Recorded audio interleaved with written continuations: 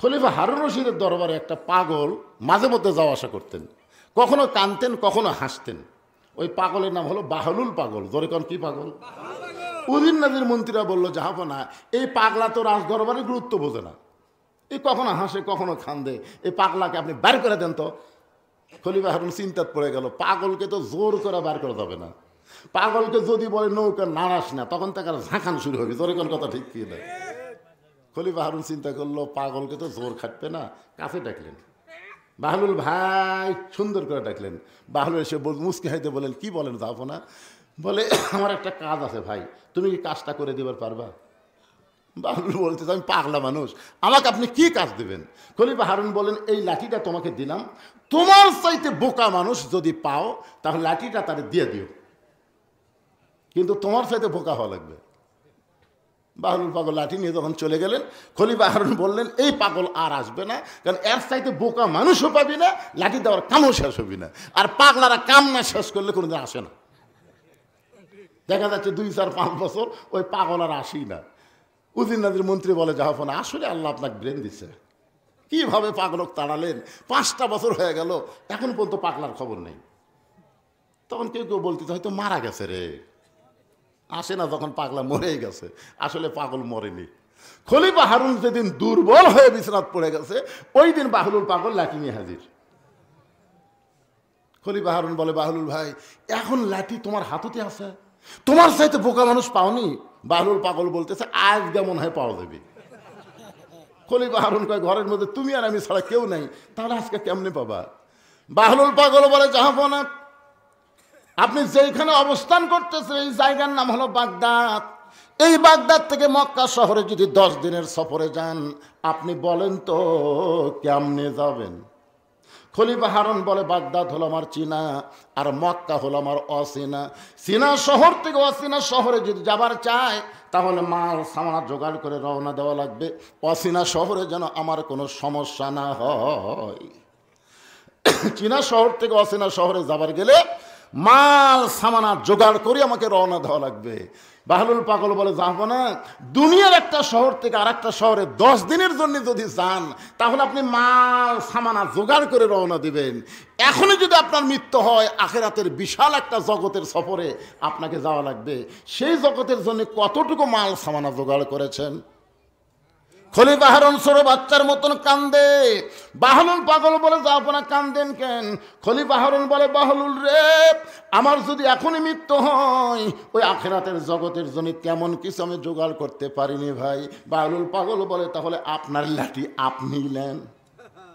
এই দুনিয়াতে আসার পরে মৃত্যু তার সামনে আছে, এইটা জানার পরেও যারা কবরের পাথর জোগাড় করে না তারা হলো দুনিয়ার সবচাইতে বড় বোকা। ধরে কোন কথা ঠিক কিনা?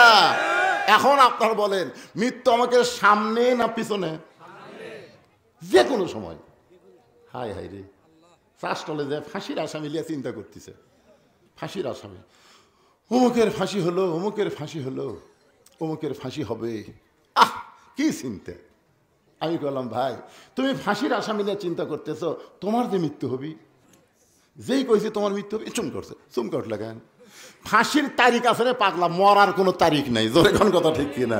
ফাঁসির কি আছে? অমুক তারিখে রাত 12টায় ফাঁসি হবি, তুই কয় তারিখে মরবো? তো কয়, ভাই আমি তো এ যারা গল্প মারতেছে এই শালারা কি মরবি না? মন চাই বাড়ি যাও, গুরুস্থানের পাশে জান্নাতের বাগান লাগছে, ভাগ্য ভালো হলে বসতে পারবে। জোরে কোন কথা ঠিক কিনা? হ্যাঁ, আশ্চর্য কথা। ওয়ালা তামুতুন্না ইল্লা ওয়া আনতুম মুসলিমুন, এর উপর তাফসীর করব আমি, এজন্য মনোযোগ দিয়ে শোনা লাগবে। কখন মরবেন? কখন মরবেন? হ্যাঁ, সবাই বলবেন যে কোনো সময়। কখন মরবেন? কি পাথেও জোগাড় করছেন? কিছুই না। তাহলে আজকে কবরের পাথেও আমাদের জোগাড় করা দরকার। কবরের পাথেও যদি জোগাড় করতে চাই, কবরের সামান যদি জোগাড় করতে চাই, মানুষের আইন দেয় এটা সম্ভব না। এইটা সম্ভব হবে কেবলমাত্র আল্লাহর কোরআনের আইন। ধরে কোন ঠিক কি না? যে কোরআনের ওয়াজ শুনতে আইছেন, স্বাধীনতার পর থেকে আমরা মানুষের আইনের বাংলাদেশ দেখছি। এ পর্যন্ত স্বাধীনতার পর থেকে আমরা বাংলাদেশে আল্লাহর আইনের দেশ দেখিনি, আমরা দেখছি মানুষের আইন। ধরে কারণ কিসের আইন? মানুষের আইন। আগামীতে একটা সুযোগ আছে, আছে না নাই? আমরা যেন আল্লাহর আইন দিয়ে বাংলাদেশ চলে, এ দৃশ্য যেন আল্লাহ আমাদের দেখার তৌফিক দেয়। ধরে কারণ আমিন। এখন হয়তো বলবেন হুজুর আল্লাহর আইনটা কেমন? আল্লাহর আইন যখন বাংলাদেশে চালু হবে ওই সময় যারা নেতা হবে তাদের চরিত্র কেমন হবে? নেতা যারা হবে তাদের চরিত্র কেমন কেমন? খালি নেতা হলেই চলবে না, মসজিদের ইমামতি করার যোগ্যতা থাকা লাগবে। ধরে কোন ঠিক কি না? একটু মনোযোগ দিয়ে শুনবেন। হযরত ওমর জুমার দিনে মসজিদের মেম্বরে খুতবা দিচ্ছেন, জুমার দিনে মসজিদের মেম্বরে খুতবা দিচ্ছেন। এমন সময় একজন সাহাবী মাঝখান থেকে দাঁড়িয়ে বলতেছে, আমির আল মুমিনিন, আপনার খুতবা আমরা শুনবো না। আমি শুনবো না এ কথা বলে নাই, বলছে আমরা শুনবো না। তার মানে বোঝা গেল সমস্ত মুসল্লিকে লক্ষ্য করে তিনি লোকমা দিয়েছেন। ইমাম যদি 4 রাকাত নামাজের 3 রাকাতে বসে তাহলে কিন্তু একজন মুসল্লি লোকমা দেয়, ওই মুসল্লি কিন্তু একলা লোকমা দিলে সমস্ত মুসল্লির পক্ষে আল্লাহু আকবার বলা হয়। ধরে কোন ঠিক কি না? আপনার বলেন যে সবাইকে আল্লাহু আকবার কয়? বলতেছেন আমরা আপনার খুতবা শুনবো না। ওমর ফারুক চোখের পানি বের করে বলতেছেন, আমার অপরাধ কি? আমার দোষ কি? আমি কি সুরশক্তি কমজোরি নাকি? আমার উচ্চারণ খারাপ নাকি? কি জন্যে আমার খুতবা শুনবা না?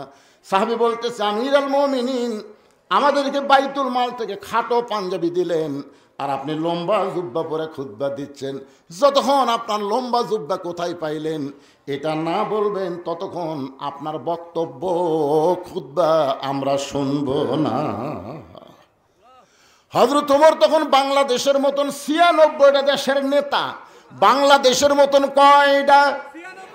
জোরে কোন কয়টা? অর্ধ পৃথিবীর খলিফা হযরত ওমরের বক্তব্য খুতবা আটকা দিছে একজন সাহাবী। ওমর ফারুক চারিদিকে তাকায়, একটা চামচেও নেই। ওমর ফারুকের পক্ষে একটাও চামচে নেই। এখন ইমাম সাহেব যদি 4 রাকাত নামাজে 3 রাকাতে বসে আর একটা ভ্যানওয়ালা যদি আল্লাহু আকবার কয়, আর ইমাম যদি মনে করে তুই ভ্যান চলে খাস, তুই নামাজের কি বুঝিস রে, এতদিন 4 রাকাত পড়াছি, আজকে 3 রাকাতে দিয়ে বসে থাকবো, আমি ওট মনে 41 সালের আগে দেখি কি করিস, এই মনে করে যদি ইমাম বসে থাকে, আপনার বলেন তো মসজিদের মুসল্লিরা কার পক্ষে যাবে? নেতার পক্ষে না ভ্যানওয়ালার পক্ষে? কেন যাবে? কেন যাবে? কারণ নেতা যেটা করতেছে এটা নবীর তরিকা নয়, আর ভ্যানওয়ালা যে লোকমা দিয়েছে এটা হলো নবীর তরিকা। আমরা নবীর তরিকায় থাকবো, মানুষের বানানো কোনো তরিকা আমরা মানব, আমরা আল্লাহর আইন মানব, মানুষের কোনো আইন আমরা মানব না। ধরে কোন কথা ঠিক? সমস্ত সাহাবীরা যখন মাথা নিচু করে আছে এমন সময় 30 পারা কোরআনের হাফেজ, 6 লক্ষ হাদিসের হাফেজ, সুবহানাল্লাহ বলেন না। ওমর ফারুকের ছেলে 30 পারা কোরআনের হাফেজ। 96টা বাংলাদেশের মতন 96টা দেশের প্রেসিডেন্ট খলিফার বেটা হাফেজ রে। আজকে বাংলাদেশে কয়টা এমপির বেটা হাফেজ বার করেন তো? কয়টা এমপি? আচ্ছা, তাহলে অবহেলিত হবেই, অবহেলিত তো হবে। তোমরা নেতাগুলা সব সন্তানকে পড়াবা ইংলিশ মিডিয়ামে, আর গরিবগুলা যারা বাপ মা নাই তারা এখন কি করবি? এই মাদ্রাসাত পড়ে, ভিক্ষা করে খাওয়া লাগে, জাগির দিয়ে খাওয়া লাগে। High high high. সেই মৌলানা যখন আমার বক্তা হয়, হক কথা বলবার গেলে সাহিত্য কয়, তুই আর ফেতরা খাই মলবি হলু, তুই আর বড় বড় গল্প বলতিস। মানে আমাদের সিস্টেমটা এত দুর্বল ভাই। চিন্তা করে দেখেন, রাসূল বলেছেন খায়রুকুম মান তাআল্লামাল কুরআন ওয়া আল্লামা, ওই ব্যক্তির চাইতে জ্ঞানী সম্মানী কোনো ব্যক্তি নাই যে ব্যক্তি আল্লাহর কোরআন শিখেছে এবং অপরকে কোরআনের শিক্ষা দেয়। সুবহানাল্লাহ কোন না কেন? নবীর হাদিস। অথচ আজকে দেখেন মাদ্রাসার অবস্থা কি। ওমর ফারুকের ছেলে কোরআনের হাফেজ, শুধু কোরআনের হাফেজ না, 6 লক্ষ হাদিসের হাফেজ। বাবার পাশে দাঁড়ায় বললেন, রে নবীর সাহাবীরা, আমার বাবার লম্বা জুব্বা দেখে তোমরা খুতবা বন্ধ করে দিছ, কিন্তু তোমরা খেয়াল করে দেখো তোমাদের পরনে খাটো পাঞ্জাবি হলেও তো তোমরা নতুন পোশাক পরেছ, অথচ আমার পরনে কোনো নতুন কাপড় না।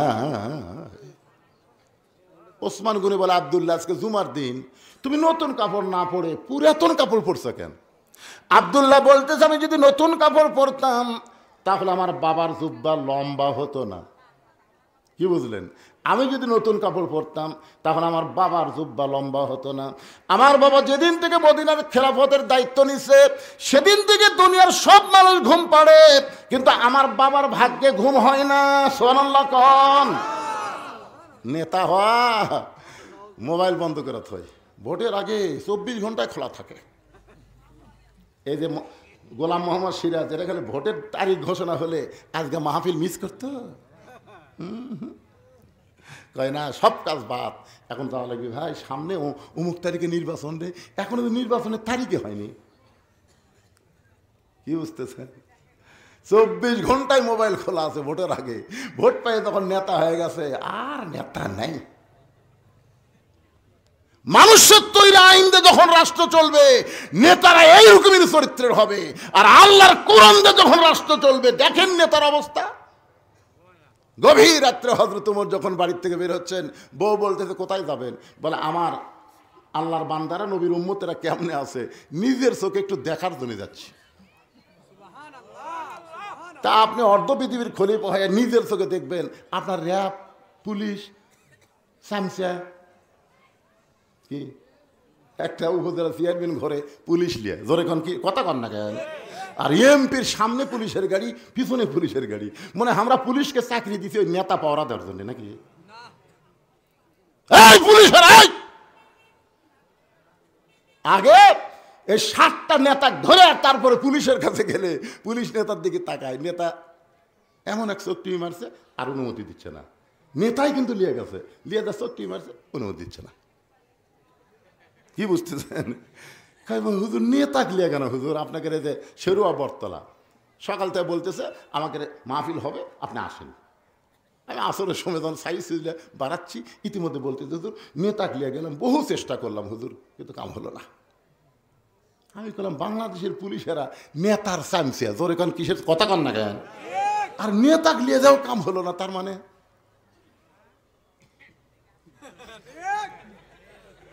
কারণ 15.5 বছর প্রত্যেকটা নেতারাই হলো শয়তানের চামচা। জোরে কান কথা ঠিক না? নেতারা ছিল শয়তানের চামচা আর পুলিশ হলো নেতার চামচা। কি বুঝতেছেন?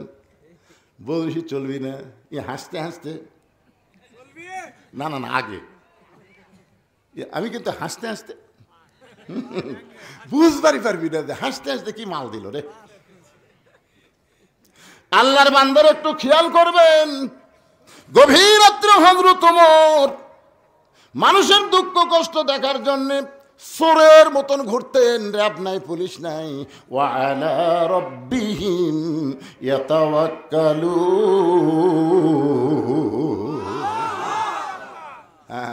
আল্লাহর উপর তাওয়াক্কুল করে ঘুরতেছে।